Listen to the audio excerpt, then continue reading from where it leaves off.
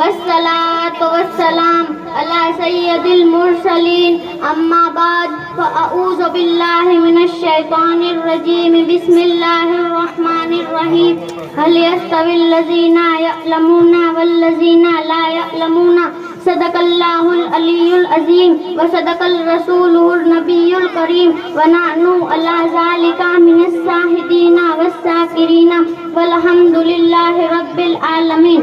حضرات گرامی، آئیے ہم سب مل کر نبی مکرم رسول معظم حضور تاجدار مدینہ راحت قلب و سینہ جناب محمد الرسول اللہ صلی اللہ تعالیٰ علیہ وسلم کی بارگاہ میں درود پاک پیش کریں۔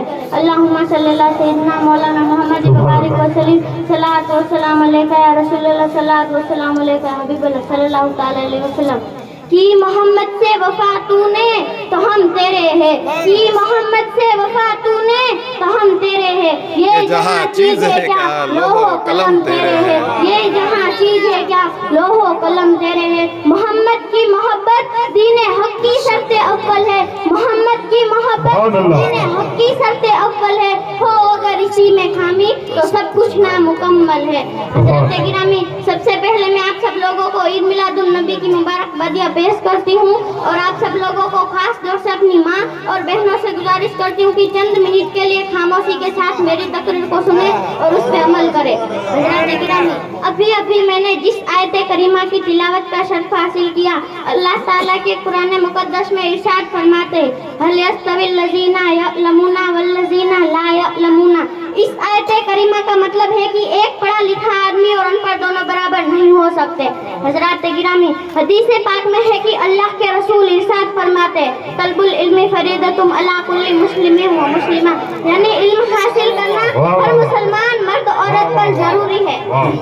حضرات گرامی، جب ہم حدیث پاک میں غور کرتے ہیں تو ہمیں معلوم ہوتا ہے کہ دین کا علم حاصل کرنا جتنا مردوں کے لیے ضروری ہے اتنا ہی عورتوں کے لیے ضروری ہے، کیونکہ اسلام کا قانون جتنا مردوں کے لیے بنا ہے اتنا ہی عورتوں کے لیے بنا ہے۔ شریعت محمدی پر عمل کرنا جتنا مردوں کے لیے ضروری ہے اتنا ہی عورتوں کے لیے ضروری ہے۔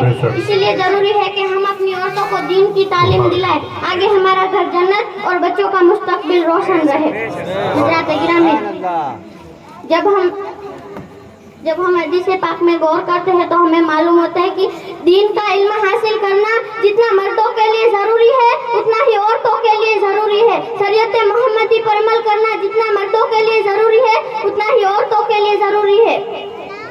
اسی لیے ضروری ہے کہ ہم اپنی عورتوں کو دین کی تعلیم دلائیں، آگے ہمارا گھر جنت اور بچوں کا مستقبل روشن رہے۔ حضرات گرامی، آپ نے حضور غوث پاک رضی اللہ عنہ کا واقعہ ضرور سنا ہوگا کہ جب ان کی والدہ ان کو لے کر مدرسہ گئی اور استاد نے کہا کہ بیٹا پڑھو بسم اللہ الرحمن الرحیم، تو حضور غوث پاک نے فرمایا کہ میرا سبق یہاں نہیں بلکہ 15ویں پارے میں ہے۔ تو استاد نے حیرت سے پوچھا کہ بیٹا اتنا کب یاد کر دیے؟ تو آپ نے فرمایا کہ میری ماں 15 پارے کی حافظہ ہے اور جب میں میری ماں کے پیٹ میں تھا تو میری ماں روزانہ 15 پارے کی تلاوت کیا کرتی تھی، اسی وقت مجھے سن کر 15 پارے یاد ہو گئے۔